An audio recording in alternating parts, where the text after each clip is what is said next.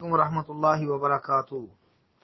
جی محترم بھائی نے یہ ایک تحریر بھیجی ہے جی، تعویذ کا ثبوت، مستند دلائل اور مستند حدیث۔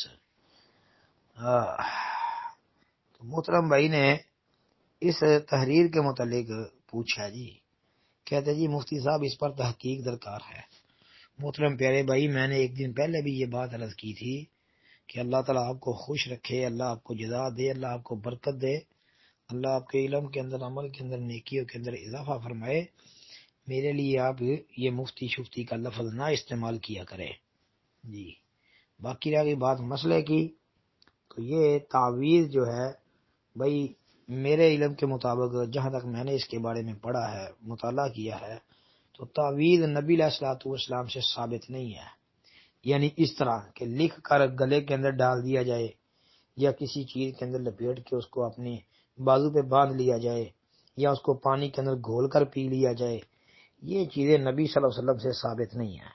ہاں دم جو ہے وہ ثابت ہے جی، ہاں شرک یا دم نہ ہو، جیسا کہ صحیح مسلم میں حدیث ہے، لا باس بالرقا ما لم یکن فیہ شرک۔ بھائی دم تو جائز ہے۔ تو باقی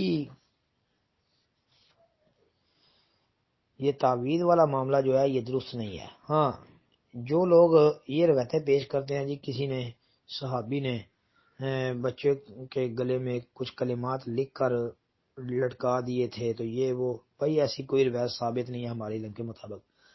ہاں جو بھائی کوئی ایسی روایت دیکھتا ہے تو اس کی سند بھی پیش کرے جی، انشاءاللہ اس کا بھی جواب عرض کر دیا جائے گا۔